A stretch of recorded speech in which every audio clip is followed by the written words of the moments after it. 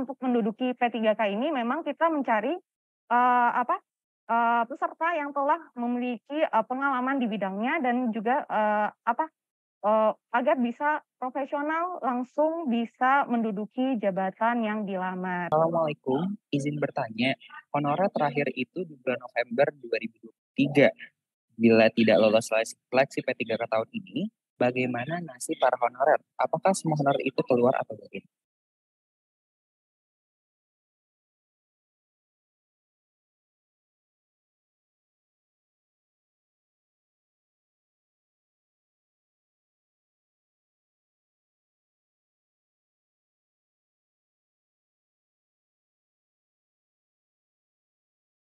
Keputusan Menteri Pan-RB Nomor 970 Tahun 2022 terkait persyaratan wajib tambahan dan sertifikasi kompetensi sebagai penambahan nilai seleksi kompetensi teknis dalam pengadaan P3K untuk jabatan fungsional teknis. Kemudian juga ada Keputusan Menteri Pan-RB Nomor 971 Tahun 2022 tentang nilai ambang batas seleksi kompetensi pengadaan P3K untuk jabatan fungsional tahun anggaran 2022. Kompetensi teknis, jumlah soal yang diujikan itu sebanyak 90 butir soal dengan bobot nilai benar berbobot 5 dan salah bernilai 0. Sehingga nilai maksimal yang bisa diperoleh oleh peserta adalah 5 dikali 90, 450 poin. Selanjutnya dari kompetensi manajerial, di sini ada 25 butir soal dengan bobot nilainya menjawab ada range antara 1, 2, 3, sampai 4 dan tidak menjawab bernilai 0. Jadi tidak ada jawaban yang bernilai salah. Sama dengan manajerial, untuk kompetensi sosial kultural itu penilaiannya juga sama, tidak ada skor yang bernilai salah. Jadi skornya itu rentang antara 1 sampai 5 dengan tidak menjawab itu sebesar poinnya 0. Jumlah soal dari sosial kultural ini sebanyak 20 butir soal. Selanjutnya, kompetensi teknis, manajerial, dan sosial kultural ini diadakan dalam 120 menit. Jadi 3 sub tes ini dilakukan bersamaan dalam waktu 120 menit. Selanjutnya barulah nanti ada seleksi wawancara dilakukan terpisah selama 10 menit dengan jumlah soal sebanyak 10 butir dengan bobot nilai 1 sampai 4 apabila menjawab dan tidak menjawab itu bernilai 0.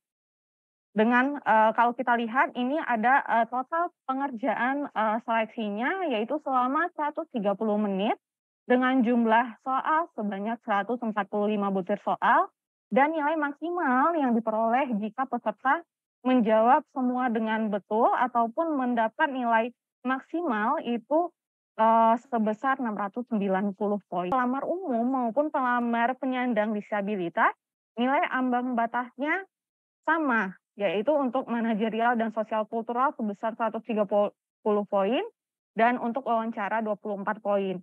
Yang membedakan antara pelamar umum dan pelamar penyandang disabilitas adalah dari waktu pelaksanaannya saja. Jika dilihat pada Kemenpan RB nomor 971 tahun 2022, jadi mungkin nanti bisa dicek kembali jabatan apa yang dilamar, kemudian dicek nilai ambang batas untuk kompetensi teknisnya berapa.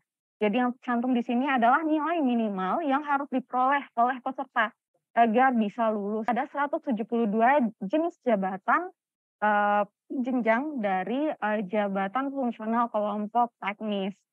Selanjutnya ada nilai ambang batas untuk pelamar umum pada pengadaan pegawai pemerintah dengan perjanjian kerja untuk jabatan fungsional guru di instansi daerah. Baik, untuk nilai ambang batasnya adalah masih sama juga dengan jabatan fungsional lainnya, itu untuk seleksi kompetensi teknis akan dibedakan untuk masing-masing jabatan per mata pelajaran dan juga untuk kompetensi manajerial dan sosial kultural sebesar 130 poin dan wawancara 24 poin. Nilai minimal yang harus diperoleh untuk masing-masing guru per mata pelajarannya. Ada total 132 jenis guru per mata pelajaran. Jika ada peserta yang memperoleh nilai akhir yang sama, Terkait hal ini telah diatur pada Permenpan RB nomor 29 tahun 2021 pada pasal 29 ayat 4.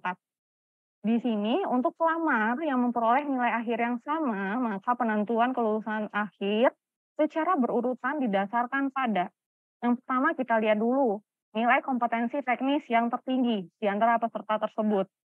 Jika masih sama, maka penentuan kelulusan akhir didasarkan pada nilai kumulatif, kompetensi manajerial dan sosial kultural, mana yang paling tinggi.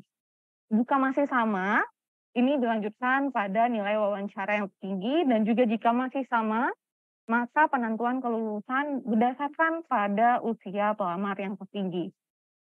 Bagi pelamar disabilitas, mendapat nilai tambahan sebesar 10% dari nilai maksimal seleksi kompetensi teknis. Selanjutnya untuk pelamar yang memiliki sertifikat kompetensi yang sesuai dengan jabatan yang dilamar, mendapatkan nilai tambahan paling tinggi 25% dari nilai paling tinggi kompetensi teknis. Jadi untuk jenis dan bobot sertifikat kompetensi tahun 2022 ini ditetapkan terpisah pada Kemenpan RB nomor 970 tahun 2022. Nilai maksimal kompetensi teknis tadi seperti yang sudah dijelaskan sebelumnya yaitu sebesar 450. Maka jika pelamar tersebut mendapat tambahan nilai baik itu, dari sisi pelamar disabilitas ataupun bagi pelamar yang memiliki sertifikat kompetensi, jika dikalkulasikan skornya maka tidak akan lebih dari, 450 poin. Untuk menduduki P3K ini memang kita mencari, peserta yang telah memiliki, pengalaman di bidangnya dan juga, agar bisa profesional langsung bisa menduduki jabatan yang dilamar. Kemenpan RB memperoleh rekomendasi dari instansi pembina selaku penyusun, naskah soal, berapa nilai ambang batas yang akan diberikan. Jadi bukan berdasarkan, beban kerja. Jadi, pasti akan terdapat keberagaman antara nilai ambang batas, jabatan yang satu dengan jabatan yang lain. Assalamualaikum, izin bertanya, honorer terakhir itu di bulan November 2023. Bila tidak lolos seleksi P3K tahun ini, bagaimana nasib para honorer? Apakah semua honorer itu keluar atau bagaimana?